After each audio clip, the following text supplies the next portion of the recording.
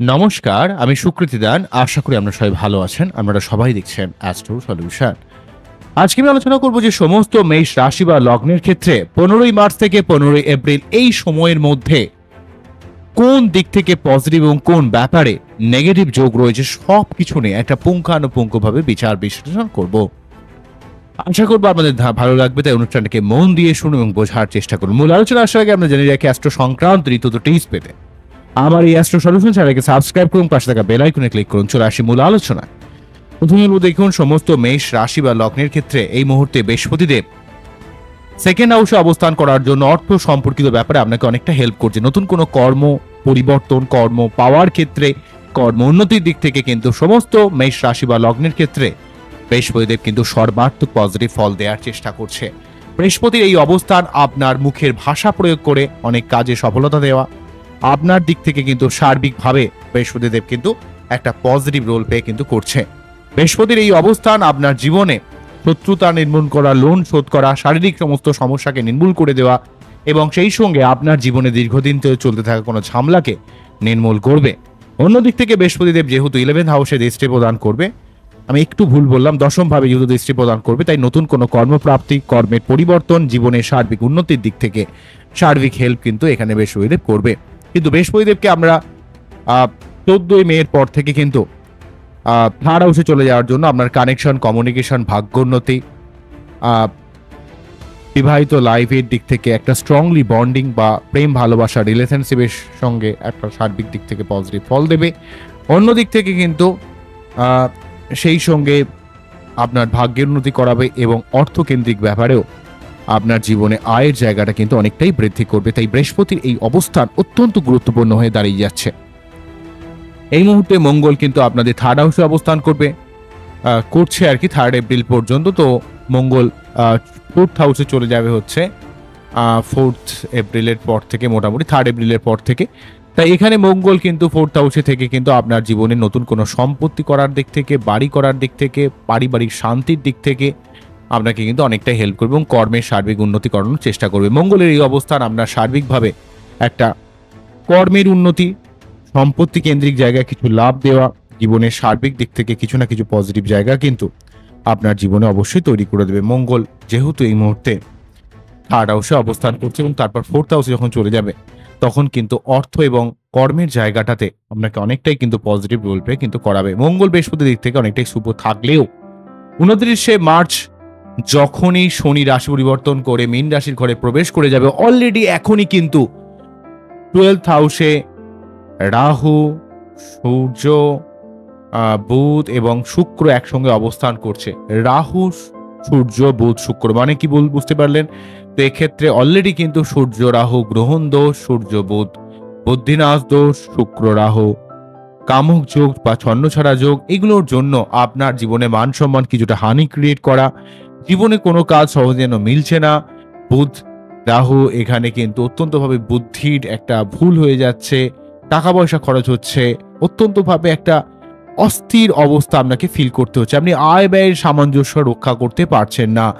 কিন্তু 29শে মার্চ এখন যতটা না নেগেটিভ রয়েছে, 29শে মার্চ কিন্তু শনি যখনই রাশি পরিবর্তন করে মীন রাশিতে প্রবেশ করে যাবে, পঞ্চগ্রহ যোগ তৈরি করবে। শনি, রবি, রাহু, বুধ, শুক্র একসঙ্গে। শনির জন্য রবি সব থেকে বেশি ডিস্টার্ব ফিল করবে।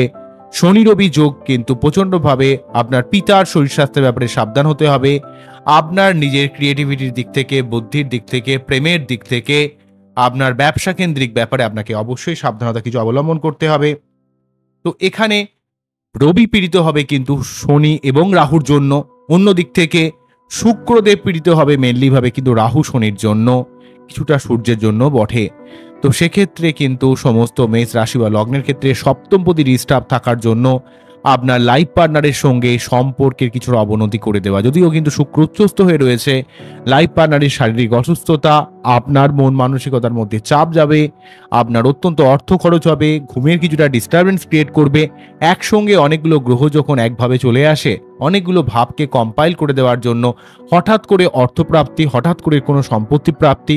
দেখুন এক্ষেত্রে কিন্তু রবি কিন্তু আপনাদের ক্ষেত্রে পঞ্চমপতি, বৃহস্পতি রবি হচ্ছে পঞ্চমপতি, শনি হচ্ছে দশমপতি, একাদশপতি।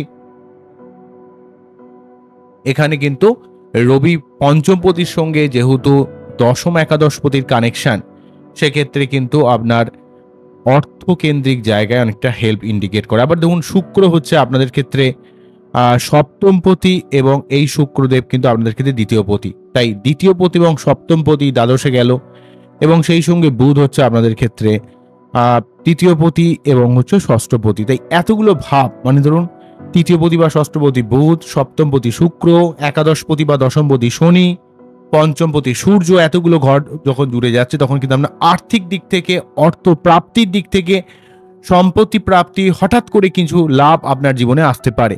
কিন্তু অতি সন্ন্যাসী যেমন গাজন নষ্ট হয়, তেমন অনেকগুলো গ্রহ যখন এক ঘরে থাকছে, সূর্য বা রবি, শনি, রাহু, বুধ, শুক্র, তখন অনেকগুলো গ্রহ একসঙ্গে থাকার জন্য আপনাদের মধ্যে একটা আনস্টেবিলিটি এই সময়, বিশেষ করে যতদিন ধরে শনি রবি যোগটা থাকবে, তো এখানে কিন্তু শনি রবি যোগটা মেইনলি থাকবে 29শে মার্চ থেকে 14ই এপ্রিল। জেনারেলি ভাবে যখন থেকে শনি মীন রাশির ঘরে প্রবেশ করলে তখন থেকে কিন্তু কালসর্প যোগেরও কিন্তু সূচনা হয়ে গেল। পঞ্চগ্রহ যোগের সঙ্গে সঙ্গে শনি মীন রাশিতে প্রবেশ করে কালসর্প দোষের সূচনা হবে, এবং এটা ভাঙবে হচ্ছে 28শে জুলাই যখন মঙ্গল কন্যা রাশিতে প্রবেশ করবে। তাহলে এই দীর্ঘদিনের যে কালসর্প যোগ, আপনাদের এই সময়গুলোতে বি কেয়ারফুল। অর্থকেন্দ্রিক ব্যাপারে, যে কোনো সিদ্ধান্ত নেওয়ার ব্যাপারে, শরীরের ব্যাপারে, হসপিটাল রিলেটেড কিছু খরচ বাড়তে পারে, অস্থিরতা আসতে পারে, আপনাকে একটু স্টেবল হতে হবে। বিশেষ করে 29শে মার্চ থেকে 14 এপ্রিল এই সময়কালে আপনাদের প্রতিটা মেষ রাশি বা লগ্নকে একটু স্টেবল হতে হবে। প্রতিদিন সূর্য প্রণাম অবশ্যই করবেন, শনিবার নিরামিষ খেয়ে শনি মন্দিরে পুজো দেবেন, আপনার বার্চার্টে যে দিক থেকে সমস্যাগুলো রয়েছে তার যথাযথ রেকটিফিকেশন করবেন। আপনাকে এই সময় একটু থামতে হবে, দাঁড়াতে হবে। বিশেষ করে এই যে পঞ্চগ্রহ যোগ বা কালসর্প যোগের পাশাপাশি শনি রবি 20 যোগ অত্যন্ত নেগেটিভ হয়ে রয়েছে। আমি এখানে কোনোভাবে ভয় দেখাচ্ছি না, শুধুমাত্র এই জায়গাটার জন্য আপনাদের একটু সাবধান হতে হবে। দেখুন, সার্বিকভাবে বিশ্বে একটা আর্থসামাজিক ক্ষেত্রে সার্বিক পরিবর্তন আপনারা খেয়াল করবেন। যেহেতু পঞ্চগ্রহ যোগ একসঙ্গে যখন অনেকগুলো গ্রহ চলে আসে, দেখুন 9খানা গ্রহের মধ্যে 5টা গ্রহ এক ঘরে, এমনকি চন্দ্র ওই ঘরে থাকবে দুদিনের মতো 29শে মার্চের এই সময় থেকে। তো ধরুন আমি তো ধরে নিলাম যে 5টা গ্রহ একদিকে, অন্যদিকে কেতু, তাহলে 6টা চলে গেল। বাকি 3টের মধ্যে মঙ্গল বৃহস্পতিও কিন্তু একদিকে চলে গেল। মেষ রাশি বা লগ্নের ক্ষেত্রে মঙ্গল বৃহস্পতি কিন্তু রাহু কেতু ঠিক বাঁ সাইডটা থাকবে, কিন্তু ডান ভাবটা অর্থাৎ সপ্তম ভাব থেকে ধরে একাদশ ভাব পর্যন্ত, সপ্তম, অষ্টম, নবম, দশম, একাদশ, এইভাবে কোনো গ্রহ থাকবে না।